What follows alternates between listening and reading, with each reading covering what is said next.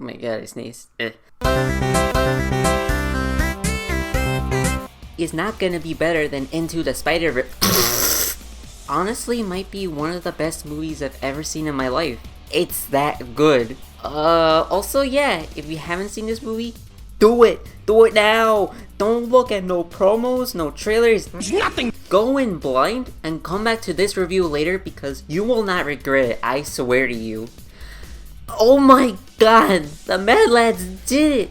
Like, where do you even begin to start when every second of this movie is crafted to near damn perfection? You know you're in for a ride when the opening credits, are enough to pay for admission? What? You know how I said Puss in Boots had a baller opening? Well, I guess Across wasn't having any of it because here it comes to pull off the full stops. The animation pops off. The music is astounding. Calling the ambulance because the emotions here are enough to give me a heart attack. Oh my god. And there's over 2 hours left of goodness? Man. The plot carries over the themes from the first so well that it feels like this movie came out a year after the first, not 5. It carries its own identity of growing up and great expectations from the first, and the focus on the kinds of pushback that you get when you near adulthood that both Miles and Gwen go through. It's done so masterfully and naturally. This film has such a reference for the first that it's able to establish so many connections and minute details that didn't seem like they mattered at first.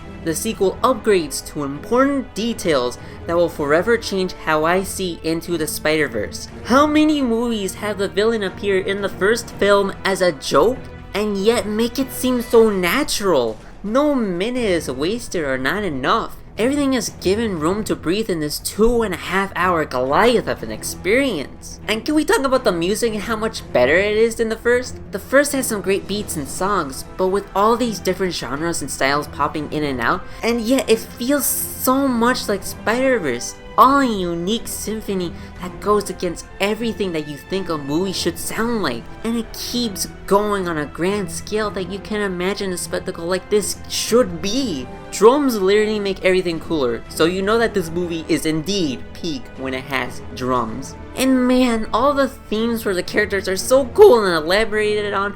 It's like something I'm gonna plug in and play and repeat because wow, so good! The animation is practically the closest thing to heaven. It makes Into feel like a practice run or a test animation for this. The art style of Miles' universe still looks as sleek and cool as ever, but this film stacks eye candy enough to fill an entire candy store. Gwen's world is definitely a highlight from the JoJo looking colors that they choose, and how they use the colors and artistry to elevate a powerhouse of a scene. Every location, every character here is so cool in either how they move, look, or feel. And more often than not, it's all three. Spider-Punk was always highlight. Cannot even process the witchcraft the animators had to go through in order to make this character move. Plus, apparently he's animated in a whole bunch of different frames for each part of him. So, yeah, that sounds complicated. The action is spot on. Every time I see the characters flip and spin, it brings me back to when I was a kid myself. From the opener to the strangely funny fight between Spawn and Miles to Mumbattan, and the climax that's forever seared into my brain. I honestly can't wait until some behind the scenes or an art book of this comes out. I must have its power. And man, the characters all hit that spot of either being endearing or compelling in their own way. From the slow droning threat that the spot becomes, that's a pure contrast of both great power comes great responsibility by him using his powers for a pathetic rivalry, and great expectations by having him be a literal joke for becoming a force of nature. Miguel O'Hara, whose motives are justifiably good, yet oppose and challenge the main characters in such a believable and strong way, feeling as if the whole world is on his shoulders. Also, my sister thought he was hot, so take that as you will. And I'm not even gonna try. Spider-Man in India is the most wholesome boy that you quickly grow to love and wish him the best. He makes a call in this joke, so that's something I approve of. And Hovey is a surprising addition who's a highlight not only for his sick animation style, but also genuinely friendly demeanor, despite the fact that he's both British and the pure definition of chaotic good. Like, I'm not even upset that we don't spend too much time with the characters from the first, besides Gwen and Miles, when this movie just gives me so many more fun characters to see and interact. And those two characters make up so much of this movie. Gwen is just surprising to see grow from someone who's truly isolated and alone from all the people around her and trying to find a place to belong, only to have her learn that she can grow and have those relationships without that fear lingering over her. All done in an art style that's unparalleled when it comes to pure artistic emotions. And man, Miles might have the most powerful journey a hero can go through. After worrying about the shoes he had to fill in the first, and learning that his gift should be used in his own way, he strives to be with others who get him, who share his passions as a young hopeful. He tries so hard to connect to others, and do the things that he's good at while being himself, only to be put in a situation that plagues so much of reality, the idea of complacency, of how the world works. Spider-Man are fated to lose specific people they love, the sacrifices that are needed to do good, that not everyone can be saved, that Miles needs to give up and not be part of that group if he can't accept that fact. But Miles refuses. He refuses to just ignore doing good because he has a responsibility to help those around him, and so rather choosing his dad or the world, Miles would rather fight an entire multiverse and everyone in it and make his own choice to save everyone. Even when he's berated, pushed back, betrayed by the people he aspired to meet again after they did so much good for him before, he still chose to stick by his guns and not question his resolve. Nobody can tell his story except for him. Nobody can tell him he's not Spider-Man, even if by all logic and order of reality, he wasn't supposed to be. It's so gratifying when he talks to his mom after this fight. Despite everything pushing on him to give him to despair and depression, he relishes that he stuck to who he was as a person. I beat them all. I'm so much more powerful now. It's so special. Even if this movie doesn't reach the same power and oomph that the best of Into the Spider-Verse had to offer, it comes so damn close when this movie speaks to me in a way so much more. So masterfully that at its peak, it's almost as tall as What's Up Danger, multiple times throughout the movie. A miracle to itself that it did so once at all. It definitely didn't affect a certain young anxious adult who's about to go out into the greater world. Yeah, it didn't do that at all. And like, this movie is just a done deal as a Spider-Man movie. There's so many references in this film that serve as great fan service, yet never take away from a scene by either serving as a background detail, a funny joke to ease attention, or using them to act as emotional leverages. Like, Miles' roommate is literally playing Spider-Man on the PlayStation 4 in one scene.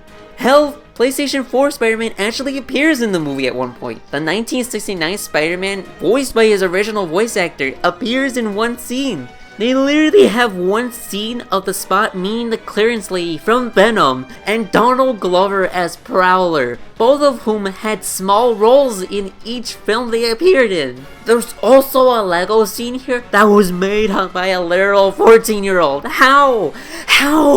Also, you know that this movie is mature when they start throwing them grown-up words like damnation and donkey. Like, even I can't say this words in a Catholic channel.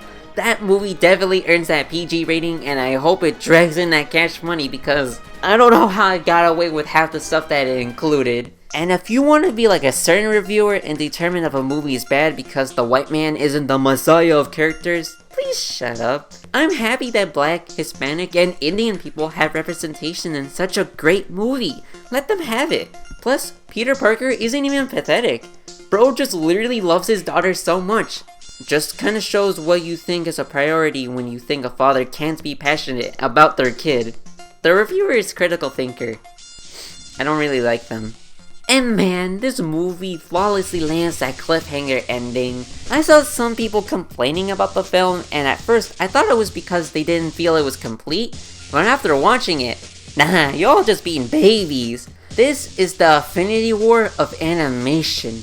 This movie has a complete through line of its emotional arcs that are fully complete and only set up more exciting things to come in the future. Like How can people say that this movie is incomplete when the climax of the movie is clearly here? I love the fact that Gwen and her dad clear the air. I love how much more confident Miles got at the end when he revealed that he's Spider-Man. How do you think that this stellar climax is not satisfactory when it's the equivalent of Star Wars?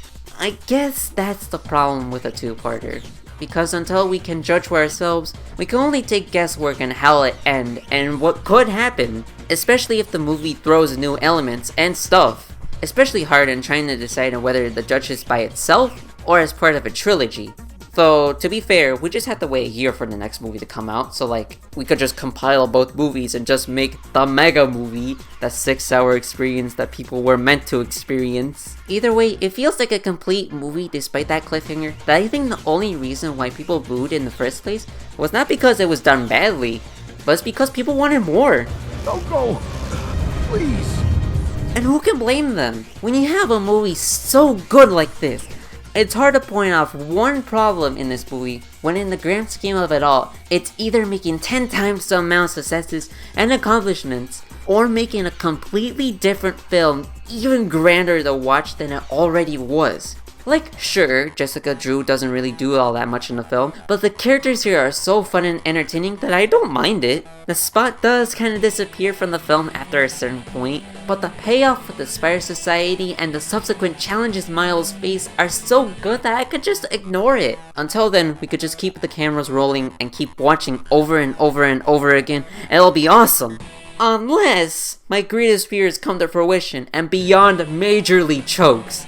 Like, we're talking about tripping underwater choking. At least, I hope not, because I definitely love to live in a world where I can say in full confidence that Into the Spider-Verse is the weakest and a masterpiece of a trilogy. There's probably so much more I can say about this flawless, clean-cut gem of a movie, but I'll save that for a dedicated video in the future, because I have a lot to say on it. I need some time to think on it, actually. It's just, wow, that is an experience in itself. For now, let me know what you thought of the movie. It's nice to know what you guys think. I like reading your comments. Your comments give me substance, so like, yeah.